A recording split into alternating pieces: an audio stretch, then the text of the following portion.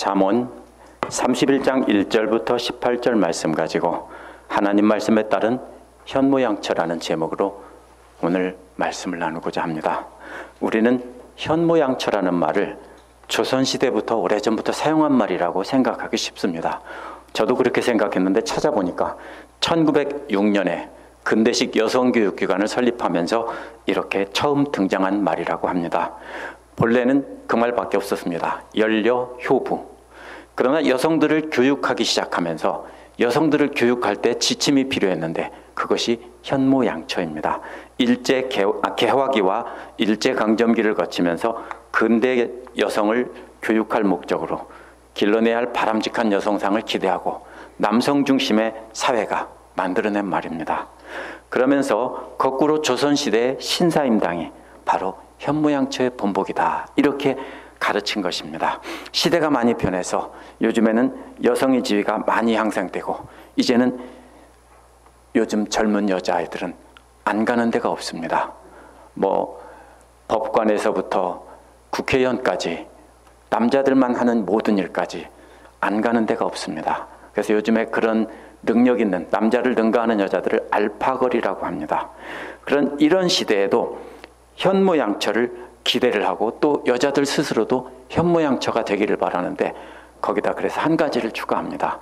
현대의 현모양처는 재테크와 부동산 투기까지 잘하는, 그래야 현모양처다 이렇게 말을 한답니다. 그런데 오늘 말씀에 보면은 자녀 교육을 잘하는 데다가 재테크까지 잘해서 남편에게 힘을 실어주는 현모양처가 등장합니다. 잠언 마지막 장인 31장에 등장하는 말씀이 바로 이 현모양처에 관한 말씀입니다. 잠언의 주인공은 본래 지혜라는 여인인데요. 실제 여인이 아니라 하나님의 지혜를 사람처럼 표현해서 지혜라고 말을 했고요. 그에 반대되는 인물은 음녀라고 해서 세상 탐욕을 따라 자기 쾌락을 따라 살고 싶은 대로 사는 사람들을 음녀라고 이렇게 불렀습니다. 그러면 바로 이 앞에서는 계속해서 1장부터 30장까지는 지혜를 중심으로 이렇게 설명하다가 31장에서는 구체적인 예를 든 인물이 등장합니다. 그게 누구냐면 바로 르무엘의 어머니라는 여인입니다. 그래서 오늘 말씀에 보면 바로 이 르무엘의 어머니가 자녀에게 조언을 하면서 자기의 경험을 바탕으로 이런 여자가 가까이 할 여자고 이런 여자는 멀리 해야 될 여자다 이렇게 가르친 것입니다. 오늘 말씀을 통해서 하나님의 말씀에 나오는 현모양처는 어떤 사람인지 한번 알아보고 따라가도록 했으면 좋겠습니다. 1절부터 9절은 말씀으로 자녀를 권고하는 어머니가 되라는 것입니다. 오늘 말씀에서 르무엘 왕 어머니는 잠언 전체에 나온 하나님의 지혜를 따라 사는 지혜로운 여인의 본보기로 등장한 것입니다. 르무엘 왕의 어머니가 누군지는 알 수 없습니다. 하지만 31장 30절에 단서가 나옵니다. 주님을 경외하는 여자. 이 말은 이방인이라는 뜻입니다. 르무엘과 르무엘의 어머니는 이방인인데 유대교로 개종한 여자라는 뜻입니다. 르무엘의 어머니는 하나님의 지혜를 따라 살면서 하나님의 자녀를 하나님의 지혜로 키운 여인이 분명합니다. 르무엘의 어머니는 2절에서 내 태에서 나온 아들아 라고 다정하게 부른 뒤에 또 한 말이 있습니다. 서원하고 얻은 아들아 라고 부릅니다. 그렇다면 이 여인은 아이를 오랫동안 낳지 못했습니다. 그러다가 하나님께 간절히 기도하며 서원하고 얻었다는 겁니다. 무슨 뜻입니까? 이 여인은 본래 젊어서부터 하나님을 신실하게 믿고 의지했던 여인이라는 것이 분명합니다. 그렇지 않으면 아이를 갖지 못했을 때 하나님께 서원을 하고 아이를 얻을 수가 없습니다.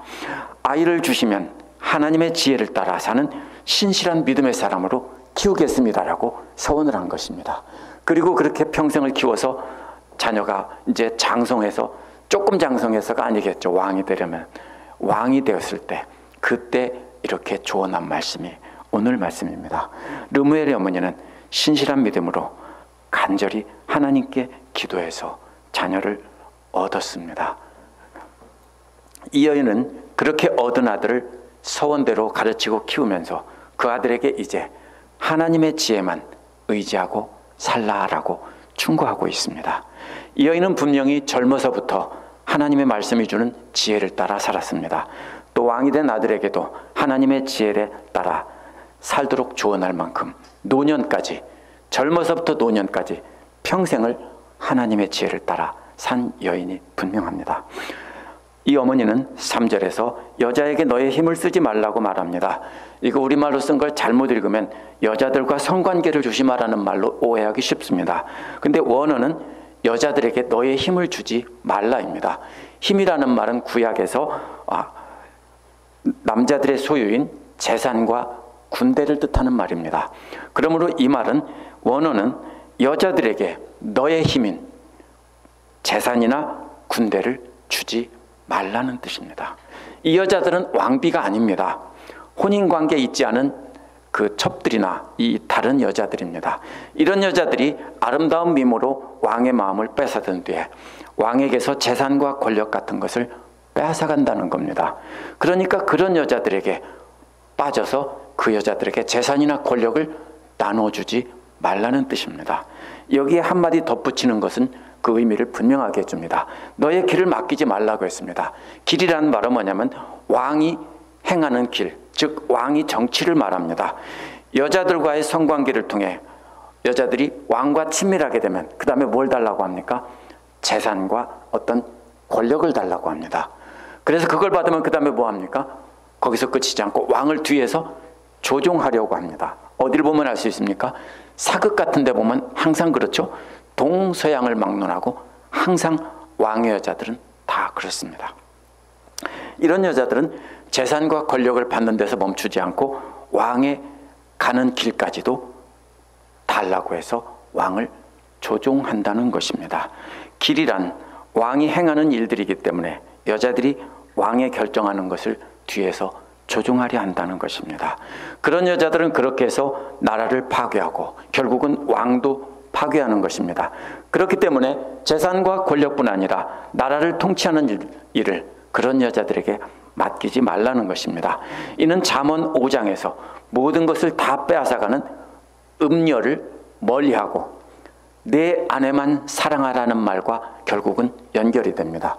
왕에게 내 아내만 사랑하고 그런 음녀들은 절대로 가까이 하지도 말고 그들에게 힘도 주지 마라 하는 것이 오늘 말씀입니다. 여자 다음에 경고하는 것이 술입니다. 동떨어진 얘기 같지만 여자와 연결되는 말입니다. 4절에서 르무에라라고 간절히 부른 뒤에 임금에게 적합하지 않은 일이 있다라고 말합니다. 이것은 왕을 위한 것이 아니라는 뜻인데요. 두 번이나 반복해서 포도주를 마시는 것은 왕을 위한 것이 아니고 또 독주를 좋아하는 것은 왕을 위하는 것이 아니라고 말합니다.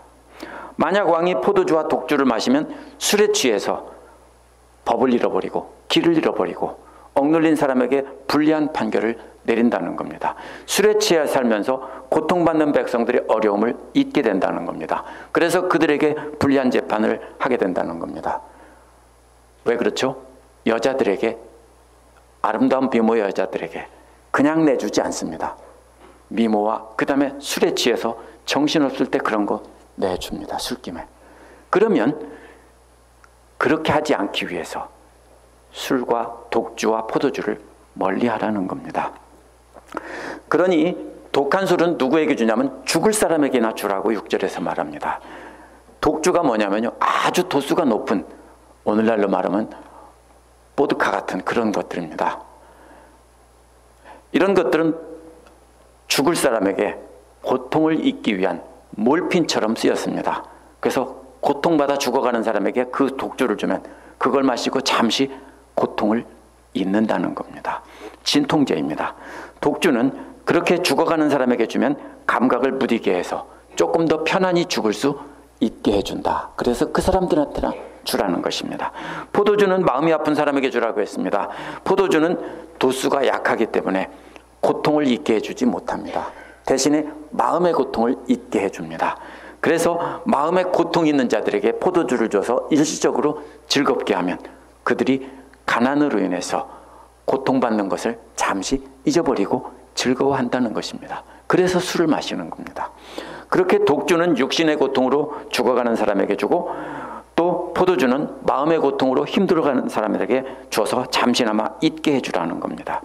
그러면 가난으로 인해서 마음의 고통받는 사람은 잠시 잊을 것이고 병으로 인해서 죽어가는 사람들은 잠시 그 고통을 잊을 것이라는 겁니다. 이는 굶주리는 사람들과 죽어가는 사람들에게 술이나 나눠주라는 뜻이 아닙니다. 왕이 포도주와 독주를 마셔서 탐욕으로 인해서 탐욕을 따라 살아가는 여인들에게 빠져서 속아 넘어가지 말라는 겁니다. 그럴 바에는 차라리 그거를 필요한 사람에게나 줘버려서 그들이 육체와 마음의 고통을 잊게 만들라는 겁니다. 대신에 왕이 해야 될 일은 8절에 보면 입을 열라라고 했습니다. 포도주와 독주를 위해서 입을 열었는데 이번에는 입을 열라 이렇게 말합니다. 뭘 위해 여냐면요, 말 못한 사람을 위해 입을 열라라고 했습니다. 진짜 벙어리가 아니고요, 이 사람들은 배움이 없고 지식이 없고 모든 걸 가진 게 없어서 입을 억울한 일이 있어도 스스로 말을 할 수 없는 사람들입니다. 그 사람들을 위해서 이 억울한 하층민들을 위해서 왕이 입을 열으라는 것입니다. 포도주와 독주를 마시던 입을 열어서 대신에 그런 사람을 변호하는 일이 하기 위해서 입을 열라는 것입니다. 그렇게 할 말도 못하는 사람들의 입이 돼서 공의로운 재판을 하고 억눌린 사람과 궁핍한 사람의 판결을 바르게 하라는 것입니다. 이들의 반대가 누굽니까? 왕 곁에 있는 부자들인 신하들입니다. 부자들인 신하들은 어떻게 합니까? 자기들이 권력을 갖고 가난한 사람을 억누르는 사람들입니다. 그래서 이들이 제공하는 여자와 술들을 멀리하지 않으면 그들에게 이끌려갈 수밖에 없다는 것입니다. 따라서 여자와 술은 하나님의 지혜를 따라 공의로운 판단을 하지 못하게 하는 것이고요, 그것은 한 덩어리입니다. 왕의 신하들이 아름다운 여자들과 술을 왕에게 주는 이유는 왕에게 쾌락에 빠지게 해서, 왕이 쾌락에 빠지게 해서 왕을 자기들 마음대로 조종하려는 것입니다. 그러니까 악한 자들의 속임수인 여자와 술을 멀리해서 맑은 정신으로 억눌린 사람들과 궁핍한 사람들이 피해를 입지 않도록 바르게 정치하라는 것입니다. 즉 하나님의 마음으로 가난하고 힘들고 어려운 모든 사람들을 위해 올바른 정치를 하라는 겁니다. 하나님의 백성들을 하나님의 마음으로 돌보라는 것입니다. 현명한 믿음의 어머니는 이처럼 자녀들을 하나님 말씀으로 권면해서 키우는 사람입니다. 그런데 지금 우리가 주목해야 될 것은 다 자란 아들에게 하나님 말씀으로 하나님의 지혜로 권면을 하는 사람이 이 르무엘의 어머니입니다. 특별히 쾌락에 빠져 악한 여자들에게 힘을 뺏겨 휘둘리지 말고 힘없는 사람을 위해 그 지혜를 사용하라고, 권력을 사용하라고 조언을 했습니다.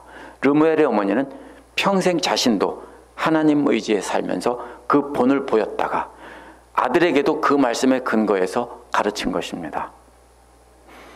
여자와 술은 쾌락에 빠져서 하나님 말씀을 듣지 못하는 예로 나온 것입니다. 오늘 믿음의 어머니들은 자녀들에게 너 술 마시지 말고 여자들 멀리하라 이렇게 가르치라는 것이 아닙니다. 자녀들에게 세상의 부귀영화와 세상의 명예에 빠져서 그것을 자신의 힘을 그렇게 다른 사람들에게 함부로 내어주지 말라라고 해야 되는 것입니다. 그 대신에 하나님 마음으로 그 힘을 약하고 억울한 사람들을 하나님 마음으로 돌보는데 네가 가진 재력과 권력과 힘을 사용하라라고 가르쳐야 됩니다. 하나님 말씀으로 원수도 사랑하고 불쌍히 여기며 그렇게 하나님의 뜻에 따라 사는 일에 사용하도록 권면해야 합니다. 그런데 문제가 있습니다. 그렇게 하려면 어머니가 먼저 세상 쾌락을 따라 자기 하고 싶은 것을 하며 살면서 자녀들에게 하나님 말씀을 따라 살라고 하면 안 됩니다. 어릴 때는 모르고 듣습니다. 근데 다 크고 나면 어머니가 자기 자신만 위해서 평생 그렇게 살았다. 물론 자식을 위해서 살죠.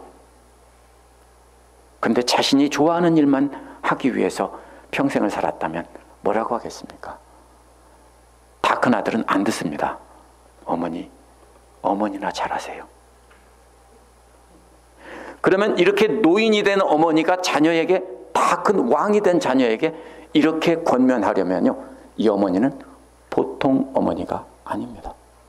보통 경건한 삶으로 평생을 살아오지 않았으면 그 아들은 어머니의 말씀을 기록해서 오늘날까지 이렇게 전달하지 않습니다. 따라서 먼저 해야 되는 것은 내가 먼저 섬김의 본을 보이면서 자녀들에게도 나처럼 살라 라고 해야 나이가 먹은 아들도 듣는 것입니다. 두 번째로 10절에서 18절은 가정을 잘 돌보는 아내가 되라는 것입니다. 이것은 계속해서 르무엘의 어머니의 잠언이라고 저는 생각합니다. 역시 다른 여인처럼 이렇게 말하고 있지만 본인이 살아왔던 삶을 가지고 여기에 담아내서 이야기했을 것입니다. 자녀를 믿음으로 잘 키웠고 다 자란 아들이 왕이 됐습니다. 하나님의 지혜로 조언을 해주던 그 여인이 바로 르무엘의 어머니입니다. 그렇게 조언을 하려면 본인도 하나님의 지혜를 따라 사는 모습을 보여주었어야 합니다. 그래서 이번에는 팔을 걷어붙이고 열심히 일하는 농부의 아내가 남편에게 힘을 더해주는 모습으로 그림을 그리고 있습니다. 믿음의 어머니는 또한 하나님의 지혜를 따라 남편을 사랑하며 사는 본을 보여줘야 되는 것입니다. 개역은 현숙한 여인이라고 번역했고요. 새 번역은 유능한 아내라고 번역했는데 이 말은 본래 힘센 아내라는 뜻입니다. 이것을 바꿔 번역하면 의미가 통하지 않습니다. 힘센 아내가 무엇입니까? 앞에서 나온 미모를 가진 여인들이 미모로 왕을 홀리고 왕에게 술을 먹여서 재산과 권력을 빼앗고 왕까지 마음대로 조종하려던 여인의 반대가 바로 뭐냐면 힘센 아내입니다. 그 여자들은 얼굴에 치장만 하고 이렇게 남자들 홀릴 생각만 하는데 이 여인은 팔을 걷어붙이고 직접 자기가 열심히 일을 하며 가정을 돌보는 신실한 아내의 그림입니다. 그래서 대비되는 것이 무엇입니까? 치장만 하며 자기 아름다움을 자랑하며 사람들을 홀리는 이 뭐예요? 첩이나 이렇게 옳지 못한 여자들과 팔을 걷어붙이고 열심히 일하는 어머니이고 신실한 아내의 모습을 이렇게 대조적으로 그리고 있습니다. 그래서 바로 남편에게 반대로 열심히 일해서 군대와 재산을 빼앗아가는 것이 아니라 반대로 남편에게 군대와 재산을 더해주는 여자라는 뜻이 힘이 센 여자라는 뜻입니다. 고대에는 남자나 여자나 다 무엇으로 값을 매깁니까? 육체적인 노동을 잘하는 사람이 값이 나가고 귀한 사람입니다. 그래서 부지런히 일 잘하는 사람, 힘만 센 것이 아니라 성실하게 일 잘하고 힘센 사람이 제일 가치가 있는 사람이었습니다. 중동이나 아프리카 사람들은 오늘날도 아내를 데려올 때 돈을 주고 사온다라고 합니다. 제가 신학교에서 공부할 때 첫 해에 피난을 갔는데 허리케인 아이반이 왔을 때 피난을 갔는데 아프리카 짐바브웨에서 온 학생하고 인도 학생하고 며칠 동안 피난 자리에서 이렇게 토론을 했는데 너희나 나라도 아내를 돈을 주고 사오냐 얼마 주고 사오냐 이걸 물어봅니다. 그래서 우리는 안 사온다. 그럴 리가 없다. 전 세계는 다 사온대요. 그래서 결혼할 때 뭐 주냐 해서 우리는 신랑이 신부집에게 이런 것을 준다라고 하면 그것 봐라 그게 돈 주고 사오는 거다 그럽니다. 그래서 아니야 우리는 신부집에서도 신랑집에 똑같이 주고받는 선물이야 이렇게 말을 합니다. 근데 대부분 중동과 아프리카 이쪽 지역 서남아시아 지역에서는요 전부 다 아내를 돈 주고 사온다고 말합니다. 물론 실제로 아내를 값을 매겨서 노예로 사온다는 뜻은 아닙니다. 키워준 그 부모들에게 값으로 보상해 준다는 의미인데 그것을 사온다라고 합니다. 그래서 여기서 뭐라고 말합니까? 누가 더 값이 나가는 힘센 좋은 아내를 맞이하겠느냐라고 질문한 뒤에 그 아내의 값은 진주보다 훨씬 더 많이 나간다라고 말을 한 것입니다. 왜 그렇게 값이 나가는 귀한 아내가 바로 이런 아내인지 설명을 하고 있습니다. 남편은 아내를 진심으로 믿는다고 했는데요. 이 말은 아내가 튼튼한 성과 같아서 완벽하고 안전하기 때문에 그런 아내에게 완전히 몸을 맡긴다는 뜻입니다. 근데 이 말은 항상 어디서만 쓰냐면요. 시편에서 여호와를 믿고 의지한다는 말로만 쓰였고요. 딱 한 번 잠언 끝에서만 이것을 아내를 의지한다는 말로 썼습니다. 잠언 1장 33절과 10장 9절에서도 여호와를 의지하는 자, 여호와를 의지하고 바른 길을 가는 자 이때만 썼어요. 근데 성경에서 딱 한 번만 여기서 여자를 의지하는 자를 바로 아내를 믿는 자 이렇게 썼어요. 이 말은 모두 여호와를 의지하는 것이 안전하다는 경우에만 쓰였고 딱 하나 힘센 아내를 의지하는 것이 안전하다고 했습니다. 이 아내는 하나님을 의지하는 지혜로운 여인이기 때문에 그런 여인을 의지하고 몸을 맡기는 것은 결국 하나님을 믿고 의지하는 것이니까 안전하다는 뜻입니다. 그래서 결국은 모두가 다 하나님을 믿고 의지하는 것과 쓰인 것입니다. 아내를 의지하고 산다는 말은 단순히 마음을 의지한다는 뜻이 아닙니다. 완전히 믿고 맡기면 가난을 모르고 산다고 했기 때문입니다. 원어는 전리품이 필요 없다는 뜻입니다. 전리품은 고대 전쟁에서 먹을 것이 없고 굶어 죽게 생겼을 때 이웃 부족에 쳐들어가서 이웃 부족 쳐부수고 그들에게서 뺏어온 것이 전리품입니다. 잘 먹고 잘 살면 전쟁을 일으켜서 전리품을 뺏어올 필요가 없습니다. 그런데 아내 때문에 전리품을 뺏을 필요가 없다라는 겁니다. 목숨 걸고 싸워서 죽으면 완전히 망하는 건데 죽으면 죽으리라 하고 일으키는 것이 전쟁입니다. 그런데 그런 거 필요 없다는 겁니다. 이렇게 힘센 여자는 살림을 잘하고 아껴 쓰고 근검전략하고 성실하게 일해서 집안 살림을 늘려가기 때문에 걱정 없이 맡겨도 된다라는 것입니다. 힘이 세고 부지런한 여자는 경제적인 도움만 주는 것이 아닙니다. 왜냐하면 그의 아내는 살아있는 동안에 오직 선행으로 남편을 돕는다고 했기 때문입니다. 선행으로 돕는다는 말은 남편에게 영적으로 유익을 준다는 뜻입니다.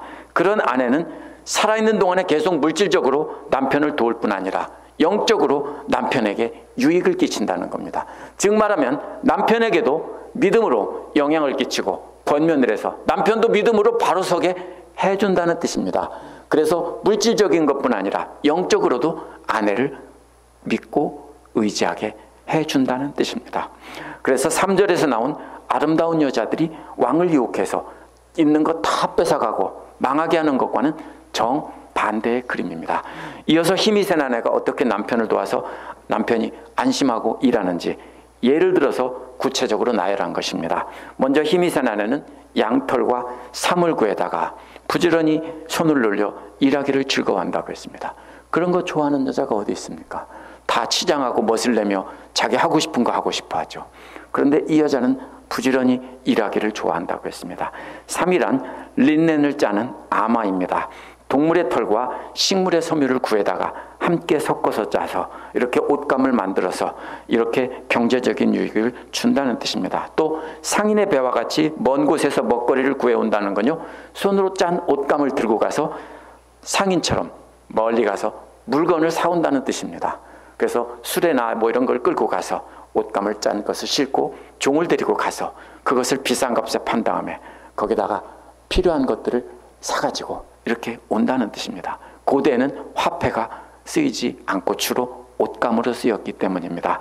우리 조상들도 아내들이 길쌈질에서 짠 옷감을 화폐 대신 썼습니다. 당시 이스라엘 사람들은 양털로 짠 옷 한 벌은 2달 품삯을 줘야 살 수 있다고 했고요. 린넨으로 짠 옷감은 1달 반 품삯을 줘야 살 수 있다고 했습니다. 쉽게 말하면 1달 반에서 2달 꼬박 일해야 옷 한 벌 산다는 뜻입니다.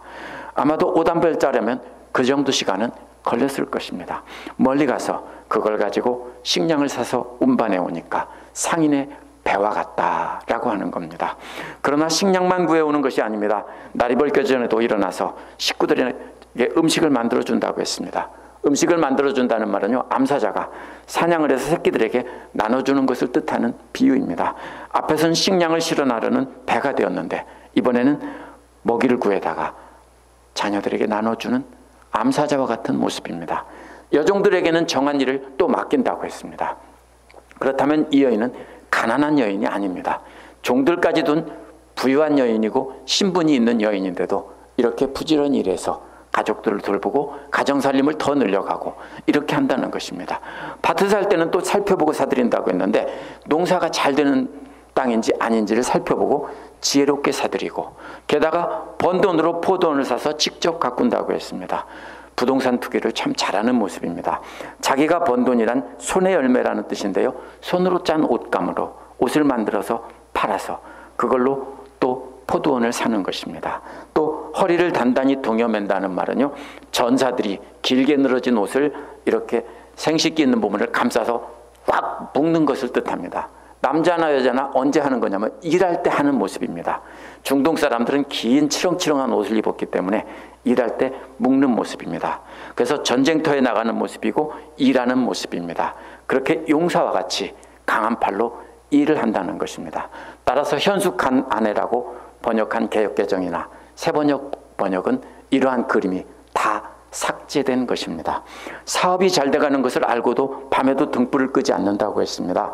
갑자기 동떨어진 느낌입니다. 사업이 잘 돼가는 것은 원어에서 상품의 질이 좋다는 뜻입니다. 이것은 이 사람이 큰 회사를 경영하는 사장이라는 뜻이 아니라 자기 손으로 만든 것이 잘 만들어졌기 때문에 아주 잘 팔리고 비싼 값에 팔린다는 뜻입니다. 그렇게 해서 돈을 많이 벌어서 잘 살게 되었다면 이제 그만 일하고 넉넉히 있으니까 즐기자고 해야 되는데, 그런데도 불구하고 밤에 등불을 계속 켜고 계속 일한다는 것입니다. 지혜로운 아내는 계속해서 옷감을 짠다는 것입니다. 이렇게 성실하게 일해서 가정을 돌보며 살림을 늘려가는 아내는 어떤 보물보다 값이 나가는 귀한 존재라는 것입니다. 그러한 지혜로운 아내의 반대는 화려한 옷과 값비싼 명품을 많이 가진 것을 자랑하며 남자들을 유혹해서 필요한 것을 빼앗는 여자들이 이 정반대의 그림입니다. 단순히 살림 잘해서 재테크를 잘한다는 뜻이 아닙니다. 육신의 탐욕을 위해서 재물을 낭비하지 않고 자녀들을 사랑하고 남편을 사랑해서 그렇게 성실하게 일하며 하나님이 주시는 지혜를 따라 그렇게 살아간다는 것입니다. 고대인들은 그렇게 성실하게 일하는 것을 가장 아름다운 덕목으로 삼았습니다. 이건 아내뿐 아니라 남편도 마찬가지입니다. 성실하게 손으로 일해서 먹는 것이 뭐라고 했습니까? 하나님의 주는 복입니다. 그래서 하나님이 주신 복을 누리는 모습입니다. 이렇게 하나님의 지혜를 따라 지혜로운 삶을 살아서 남편에게 힘을 더해주는 본을 보이는 것은 누구를 위한 것입니까? 이제 초점은 자녀들입니다. 앞에서 자녀들에게 그런 본보기가 돼서 왕에게 늙어서까지 말을 해서 듣게 하려면 젊어서부터 평생 그렇게 가족과 남편을 사랑하며 그렇게 성실하고 아름다운 삶으로 하나님 보시기에, 이웃 보시기에 본보기가 되는 삶을 살았어야 된다라는 것입니다. 오늘 말씀에서 우리가 주목해야 되는 것은요, 르무엘의 어머니가 왕이 된 장성한 아들에게 조언을 했는데 그것을 그 아들이 듣고 남겼다는 것입니다. 이게 보통 일이 아닙니다. 어머니가 어떤 삶을 살았는지 단적으로 보여주는 예이기 때문입니다. 만약 르무엘 어머니가 자녀들을 하나님의 지혜의 말씀으로 가르치면서도 자신은 하나님의 지혜를 따라 살지 않고 육신의 쾌락을 위해서 돈을 낭비하면서 남편의 것을 가지고 함부로 쓰면서 살았다면, 그러면서 남편과는 거리가 먼 삶을 살고 자기 육신의 쾌락만 즐기며 살았다면, 어려서는 그런 어머니 말을 들을지 몰라도 어른이 되면 그런 어머니의 말을 듣지 않습니다. 어머니와 아버지 둘 중에서 한 사람이 바로 되었다면 자녀들은 어른이 되면 반드시 둘 중에 한 사람 말만 듣습니다. 그러나 두 사람이 똑바로 살면서 서로 사랑하며 아끼며 바르게 살았다면 자녀들은 두 사람 다 존중하며 그 말을 듣고 따르는 것입니다. 따라서 여기서 낭비를 일삼는 어머니가 사치를 일삼고 육신의 쾌락을 따라서 아무 데 가서나 돈을 휘두르며 버리는 그런 엄마의 모습을 보면서 살았던 왕이 다 자라서 엄마가 하는 말을 기록에 남겼다가 우리 어머니는 이런 사람이었다라고 대대로 남길 리가 절대로 없습니다. 만약에 그랬다면 어머니에게 아까 말씀드린 것처럼 엄마나 잘하세요 라고 듣지 않았을 겁니다. 오늘 말씀에 나오는 열심히 일하는 여인의 모습을 그림처럼 그린 것은 오늘날도 단순히 열심히 일해서 돈 잘 버는 현모양처가 되라 이런 뜻이 아닙니다. 자신의 육신의 탐욕을 따라 살지 않고 하나님의 지혜의 말씀을 따라 성실하게 살아내는 모습을 고대의 그림으로 그려놓은 것입니다. 그렇기 때문에 르무엘이 장성해서 왕이 된 뒤에도 그런 어머니의 모습을 가슴에 새기고 감동을 받았기에 어머니가 남긴 말씀도 가슴에 새기고 이렇게 남겨서 오늘까지 전하고 있는 것입니다. 오늘 말씀에서 거룩이란 예배를 통해 나타나는 것이 아니라는 사실입니다. 교회 와서 우리는 예배 잘 드리고 기도 많이 하는 것을 거룩이라고 생각합니다. 그러나 거룩은 삶에서 나타나는 겁니다. 우리 집사님들이, 성도님들이 일하는 직장에서 나타납니다. 직장에서 성실하고 열심히 일하는 곳에서 거룩이 나타나는 것입니다. 가정에서 집안 살림하며 성실하게 일하는 모습에서 거룩이 나타나는 것입니다. 오늘 믿음이 좋은 믿음의 어머니는 바로 하나님 앞에서 예배를 잘 드리는 사람이 아니라 지혜의 말씀을 따라 삶으로 살아내는 모습을 보여주는 사람이라고 말을 하고 있습니다. 일상의 삶에서 하나님의 지혜를 따라 살면서 남편을 사랑하고 남편에게 힘을 더해주는 모습으로 사는 어머니가 자녀들에게 조언을 할 수 있고 장성에서도 그 말을 듣는 것입니다. 한번 과거를 돌이켜 보십시오. 우리 성도님들이 젊어서 그렇게 살지 못했다면 자녀들이 어떻게 자랐는지 생각을 해보시면 합니다. 근데 지금 변화돼서 내가 이렇게 살고 있다면 자녀들이 또 어떻게 변화됐는지 알 수 있습니다. 그러면서 오늘 말씀은 진정한 거룩이 무엇인지 말하고 있는 것입니다. 진정한 거룩은 예배가 아니라 삶을 통해서 보여주고 말로 가르치는 겁니다. 남편을 무시하고 남편을 사랑하지도 않고 남편이 주는 돈으로 끼리끼리 모여서 먹고 마시고 놀고 즐기고 때로는 바람도 피우면서 산다면 그게 오늘날 여자들이 잘하는 것이라고 신문과 방송과 뉴스는 떠듭니다. 그러나 그렇게 하는 여자들이 치맛바람을 일으켜서 자녀들을 세상에서 성공시킨 엄마는 있을지 모릅니다. 그러나 그렇게 성공한 자녀들은 분명히 오늘 말씀에 나온 르무엘 왕의 어머니가 가르친 것과는 반대의 삶을 살 것입니다. 어떻게 삽니까? 성공했을 때 그것을 가지고 여자들에게 쏟고 술에게 쏟고 육신의 쾌락을 위해 쏟는다는 사실입니다. 세상 사람들은 그러한 삶을 성공의 삶이라고 말할지 모르지만 하나님의 관점에서는 멸망의 길로 달려가는 삶이라는 뜻입니다. 불편하기도 할 수 없습니다. 장성한 자녀에게도 지혜로운 하나님 말씀으로 조언할 때 자녀들이 존경하는 마음으로 그 말씀을 듣고 따를 수 있기를 바랍니다. 그러려면 자녀들이 어릴 적부터 하나님 말씀 따라 사랑하며 사는 모습을 보여줘야 합니다. 하나님 말씀을 따라 부부가 서로 위하고 사랑하는 모습을 보지 못한 자녀들은 세상에서는 성공할지 몰라도 나중에는 세상 탐욕을 따라 살아갈 가능성이 매우 높습니다. 자녀들이 장성해서 품을 떠났다면 아직도 늦지 않았습니다. 왜냐하면 이제라도 하나님 말씀을 따라 살면 그 소문과 그 모습을 우리 자녀들이 보고 배울 것이기 때문입니다. 그러면 이제라도 서로 사랑하며 살고 남편이 없는 분들은 혼자서라도 그렇게 신실한 삶을 살아간다면 자녀들은 엄마의 변화된 모습을 보고 하나님의 말씀을 권면할 때 하나님의 말씀으로 알고 따를 것입니다. 하나님 말씀에 근거한 지혜로운 어머니는 말로만 사는 것이 아닙니다. 오늘 말씀에 나온 여인처럼 그렇게 삶으로 하나님의 지혜를 따라 사는 모습을 보여줘야 한다는 것입니다. 지금이라도 육신의 탐욕과 내 생각을 따라 사는 삶에서 떠나서 하나님의 지혜의 말씀을 따라 사는 삶을, 순종하는 삶을 몸부림치는 모습을 보여줘야 합니다. 그렇게 하나님 말씀으로 처절하게 삶을 살아내는 모습을 보여준다면 죽음을 가까이 두고 아들아, 딸아, 내 말 좀 들어봐라 라고 하나님의 조언을 들려준다면 그 자녀들은 그 말씀을 평생 간직하며 살 것입니다. 그것이 하나님의 말씀에 따른 현모양처가 되는 비결입니다. 기도하겠습니다.